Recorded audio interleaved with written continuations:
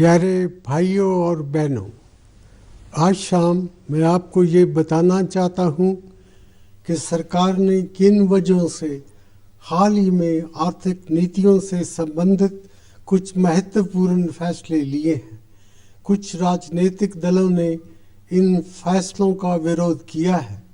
आपको ये सच्चाई जानने का हक है कि हमने ये निर्णय क्यों लिए हैं। कोई भी सरकार आम आदमी पर बोझ नहीं डालना चाहती। हमारी सरकार को 2 बार आम आदमी की ज़रूरतों का ख्याल रखने के लिए ही चुना गया है। सरकार की ये जिम्मेदारी है कि वो राष्ट्र हित में काम करे और जनता के भविष्य को सुरक्षित रखे। इसके लिए हमें ये सुनिश्चित करना होगा कि हमारी अर्थव्यवस्था का तेज़ी से विकास हो, जिससे देश के नौजवानों के लिए पर्याप्त संख्या में अच्छे रोजगार के नए मौके पैदा हों। तेज आर्थिक विकास इसलिए भी ज़रूरी है कि हम शिक्षा, स्वास्थ्य, आवासीय सुविधाओं और ग्रामीण इलाकों में रोजगार उपलब्ध कराने के लिए ज़रूरी रकम जुटा सकें। आज चुनौती ये है कि हमें ये काम ऐसे समय पर करना है जब विश्व अर्थव्यवस्था बड़ी मुश्किलों के दौर से गुजर रही है।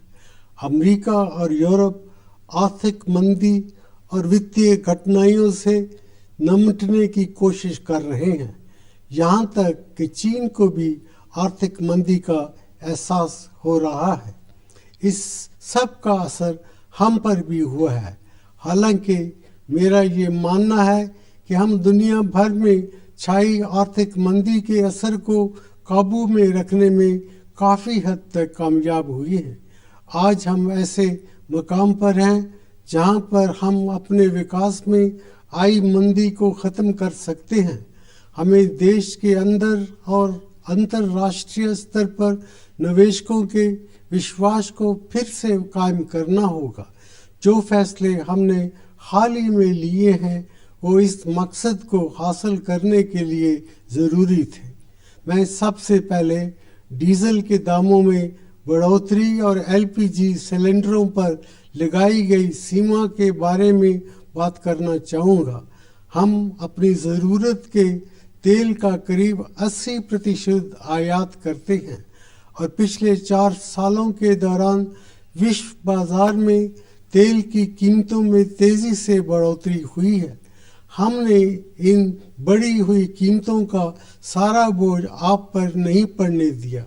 हमारी कोशिश ये रही है कि जहाँ तक हो सके आपको इस परेशानी से बचाए रखें। इसके नतीजे में पेट्रोलियम पदार्थों पर दी जाने वाली सब्सिडी में बड़े पैमाने पर इजाफा हुआ है।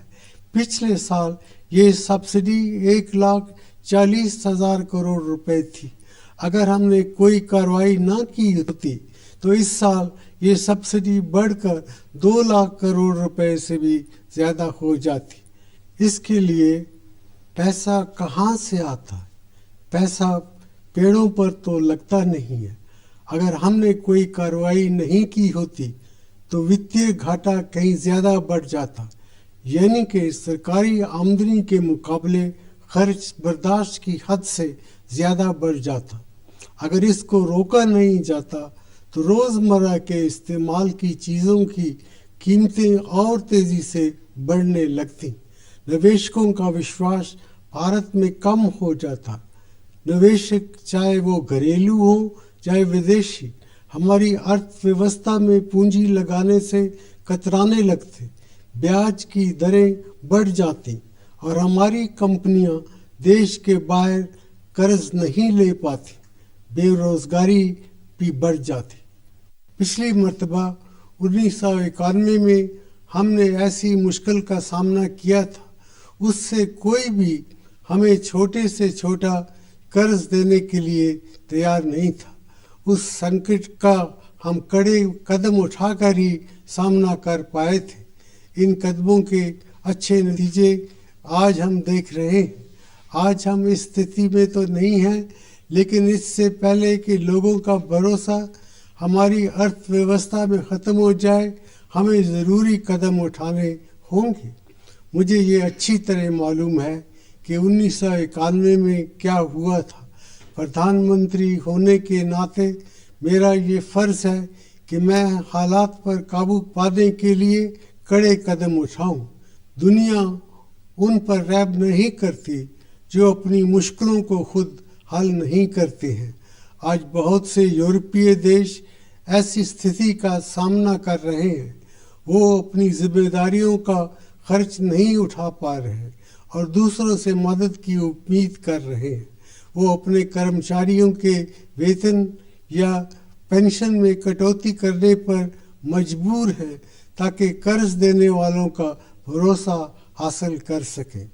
मेरा पक्का इरादा है कि मैं भारत को इस स्थिति में नहीं पहुंचने दूंगा, लेकिन मैं अपनी कोशिश में तभी कामयाब हो सकूंगा जब आपको ये समझा सकूं कि हमने हाल के कदम क्यों उठाए हैं। डीजल पर होने वाले घाटे को पूरी तरह ख़त्म करने के लिए डीजल का मूल्य 17 रुपये प्रति लीटर बढ़ाने की ज़रूरत थी, लेकिन हमने सिर्फ 5 रुपये प्रति लीटर मूल्य वृद्धि की है। डीजल की अधिकतर खपत खुशहाल तबकों, कारोबार और कारखानों द्वारा इस्तेमाल की जाने वाली बड़ी कारों और एसयूवी के लिए होती है। इन सब को सब्सिडी देने के लिए क्या सरकार को बड़े वित्तीय घाटों को बर्दाश्त करना चाहिए? पेट्रोल के दामों को न बढ़ने देने के लिए हमने पेट्रोल पर टैक्स 5 रुपये प्रति लीटर कम किया है। ये हमने इसलिए किया कि स्कूटरों और मोटरसाइकिलों पर चलने वाले मध्य वर्ग के करोड़ों लोगों पर बोझ और ना बढ़े। जहाँ तक एलपीजी की बात है, हमने एक साल में रियायती दरों पर 6 सिलेंडर की सीमा तय की है। हमारी आबादी के करीब आधे लोग जिन्हें सहायता की सबसे ज़्यादा ज़रूरत है, साल भर में 6 या इससे कम सिलेंडर ही इस्तेमाल करते हैं।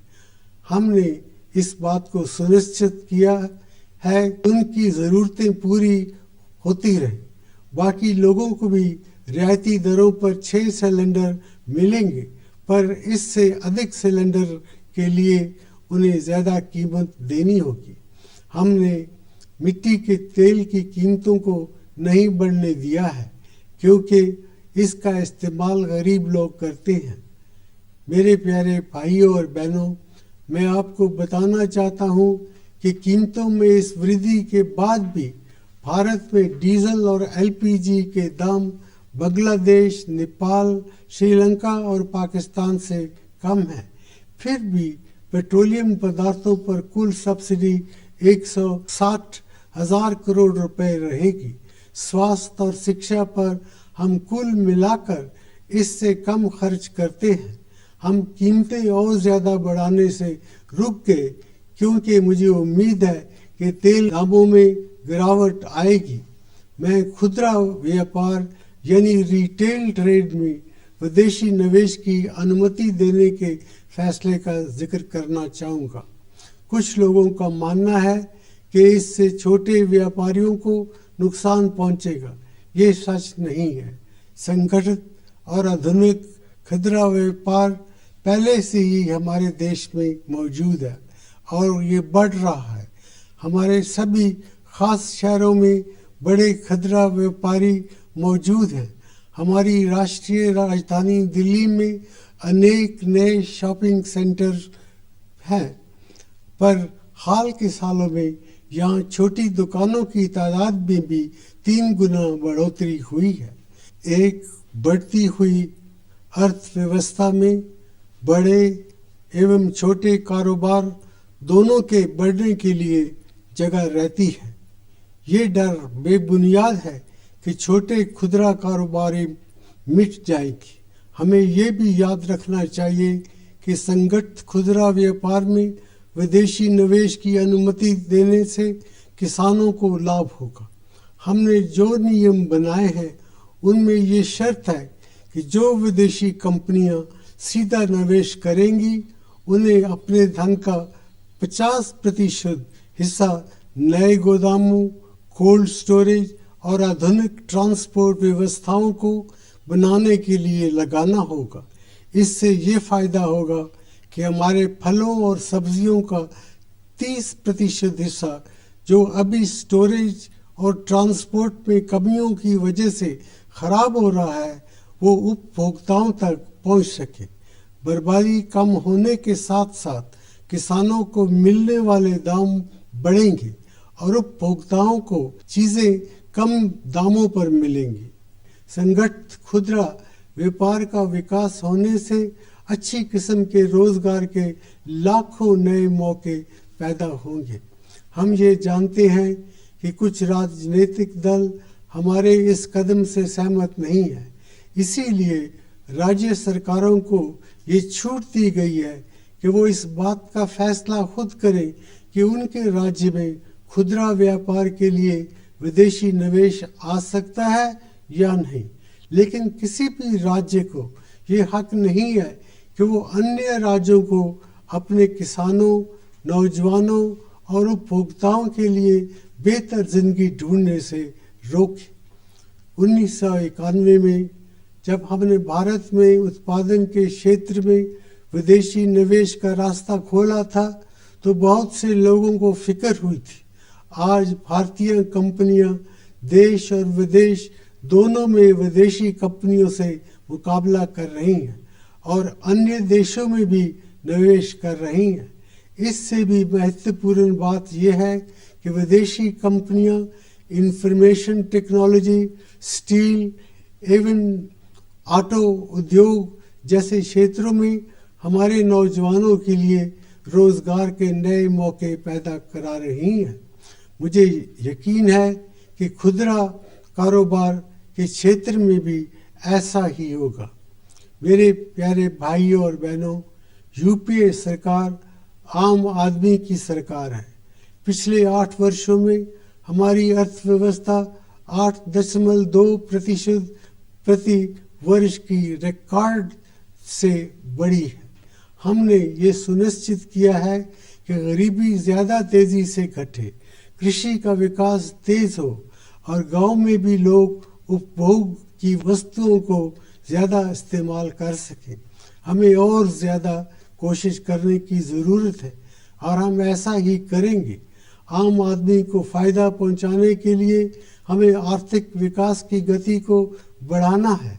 हमें भारी वित्तीय घाटों से भी बचना होगा ताकि भारत की अर्थव्यवस्था के प्रति विश्वास मजबूत हो। मैं आपसे ये वादा करता हूँ कि देश को तेज और इंक्लूसिव विकास के रास्ते पर वापस लाने के लिए मैं हर मुमकिन कोशिश करूँगा, परंतु मुझे आपके विश्वास और समर्थन की ज़रूरत है। आप इन लोगों के बहकावे में ना आए जो आपको डराकर और गलत जानकारी देकर गुमराह करना चाहते हैं। 1991 में इन लोगों ने इसी तरह के हथकंडे अपनाए थे। उस वक्त भी वो कामयाब नहीं हुए थे और इस बार भी वो नाकाम रहेंगे।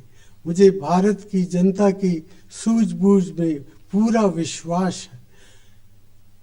हमें राष्ट्र के हितों के लिए बहुत काम करना है और इसमें हम देर नहीं करेंगे। कई मौक़ों पर हमें आसान रास्तों को छोड़कर मुश्किल राह अपनाने की ज़रूरत होती है। ये एक ऐसा ही मौका है। कड़े कदम उठाने का वक्त आ गया है। इस वक्त मुझे आपके विश्वास, सहयोग और समर्थन की ज़रूरत है। इस महान देश का प्रधानमंत्री होने के नाते मैं आप सभी से कहता हूं कि आप मेरे हाथ मजबूत करें ताकि हम देश को आगे ले जा सकें और अपने और आने वाली पीढ़ियों के लिए खुशहाल भविष्य का निर्माण कर सकें। जय हिंद।